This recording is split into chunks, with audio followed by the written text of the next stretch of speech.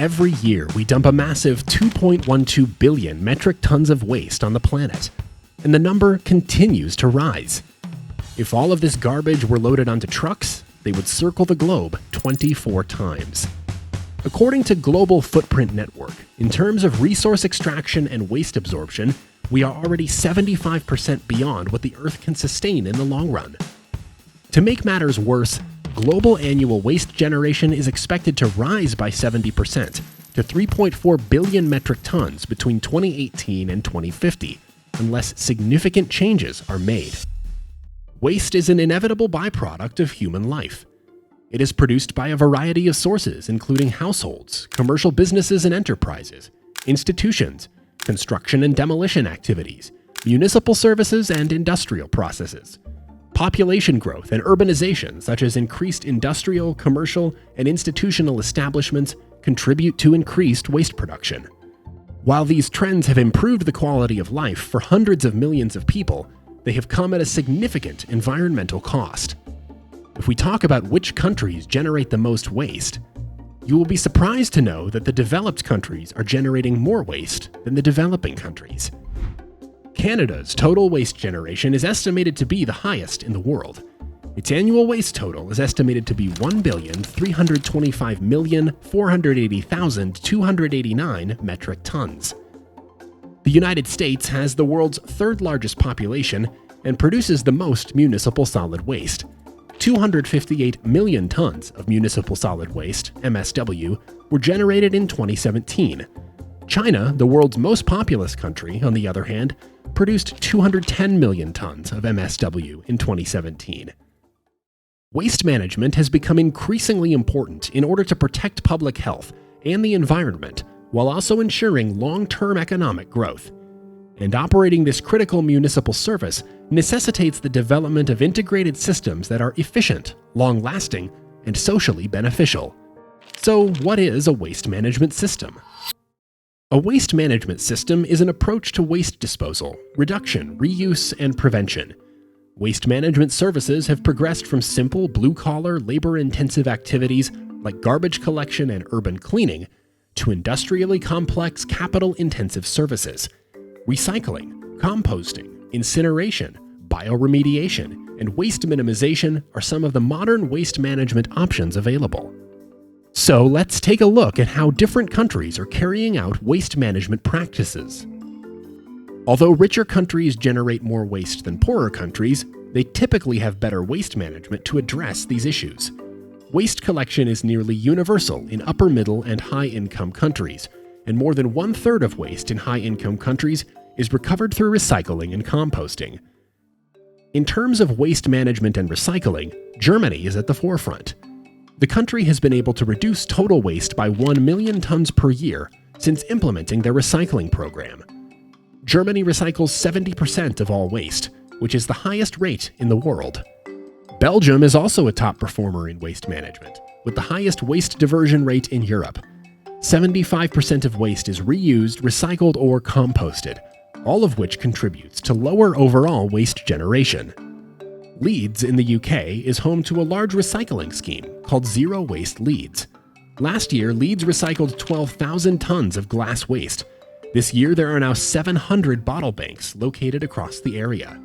Despite being one of the largest waste producers, the United States is the leading waste management provider, as many of the world's largest waste management companies, such as Waste Management Inc. and Republic Services, are headquartered in the United States. Moreover, half of the 300 million tons of MSW generated in the region each year is disposed of in landfills, with less than a quarter being recycled. Low-income countries, on the other hand, collect about 48% of waste in cities, but only 26% in rural areas, and only 4% is recycled. Overall, 13.5% of global waste is recycled, and 5.5% is composted. Waste is also often disposed of at hazardous open dump sites, especially in developing nations. Over 90% of waste in low-income countries is disposed of in unregulated dumps or burned openly. These practices have serious consequences for people's health, safety, and the environment.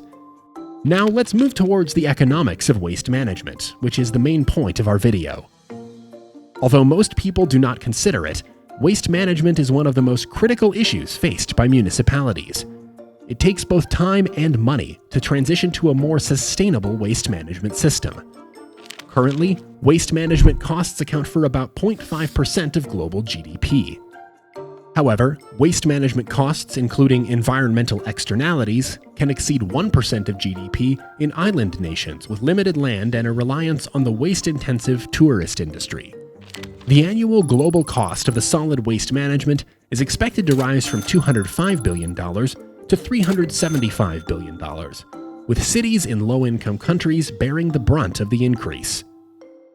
Waste Management Inc. reported operating expenses of $11.1 billion for the year ended December 31, 2021. In Canada, the waste management industry spent $6.5 billion on operations in 2018. The Korean government in 2014 has provided Korean won $105.3 billion to finance recycling projects, while in 2017 the UK government spent £11.5 billion on solid waste management, accounting for just over 3/4 of the total amount spent on environmental protection. While the weekly collection costs range between £15 and £50 per week. However, from an economic point of view, the generation of waste creates both expenditure and revenue. While generators of waste often pay for its disposal and treatment, these costs constitute revenue for actors operating within the waste sector. Investing in waste management and recycling allows investors to earn a good return while also supporting sustainability. Private actors operating in the waste sector may generate revenue from the sale of recyclables, the byproducts of recyclables, the sale of biogas from energy recovery, or waste sector funding. One such example is a concept of waste to energy. So, what is waste to energy? The conversion of non-recyclable waste into heat, electricity, or fuel using renewable energy sources is known as waste to energy. Waste to energy plants can convert 2,000 pounds of garbage into 300 to 600 pounds of ash.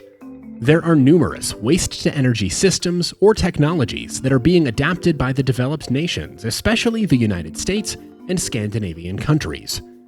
The mass burn system is the most common one, in which burns unprocessed MSW in a large incinerator with a boiler and a generator to generate electricity. Switzerland has now stopped burying rubbish in landfills, and they incinerate 47% of their waste into energy, while Sweden recovers more energy through incineration than Switzerland, at 52%. Similar to Sweden, over half of Denmark's waste recovery comes from incineration, at 53%. In 2017, the United States combusted over 34 million tons of MSW with energy recovery, according to the Advancing Sustainable Materials Management Facts and Figures report. Similarly, the World Bank is working with countries, cities, and partners around the world to develop and finance effective solutions that can lead to improvements in environmental, social, and human capital. The World Bank has invested over $4.7 billion in over 340 solid waste management programs around the world since 2000. In Azerbaijan, World Bank loans helped to fund the rehabilitation of the main landfill site and the creation of a state-owned waste management company, increasing the number of people served by the formal solid waste management system from 53% in 2008 to 74% in 2012. A performance-based incentive program in China has encouraged household kitchen waste separation. The $80 million loan also helped to fund the construction of a modern anaerobic digestion facility that will ferment and recover energy from organic waste for 3 million people. In 2018, the UK government committed $20 million to waste management in developing countries, as well as $16.4 million to the Commonwealth Clean Oceans Alliance, which aims to reduce marine litter in Commonwealth countries. Now you must be thinking, if there are numerous options available for waste handling, why are developing countries still struggling with it? Let's answer that for you.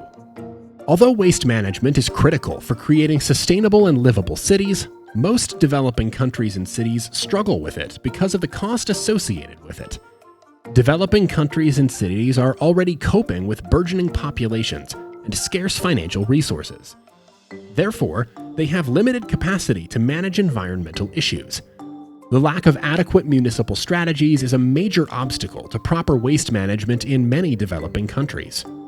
According to the World Bank, waste management is often the single most expensive budget item for local governments. It can account for 20% of municipal budgets in low-income countries on average, due to which they are unable to allocate funds for integrated systems. So, is it worth it?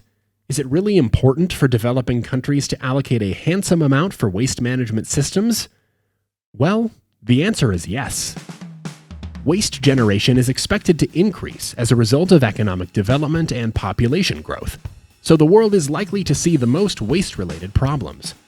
So, spending money on waste management system is worth it, because uncollected waste and improper waste disposal have serious health and environmental consequences. Waste that is not properly managed serves as a breeding ground for disease vectors, contributes to global climate change by generating methane, and can even promote urban violence. And the cost of dealing with these consequences is many times that of developing and operating simple, adequate waste management systems. Therefore, if nothing is done, the world will be on a dangerous path towards even more waste and pollution. The cost to lives, livelihoods, and the environment would be even higher than it is now. So, what are your views on this? Please share your views in the comment section below. And if you found this video informative and enjoyed the content, make sure to subscribe to our channel and hit the like button as well. Thank you for watching.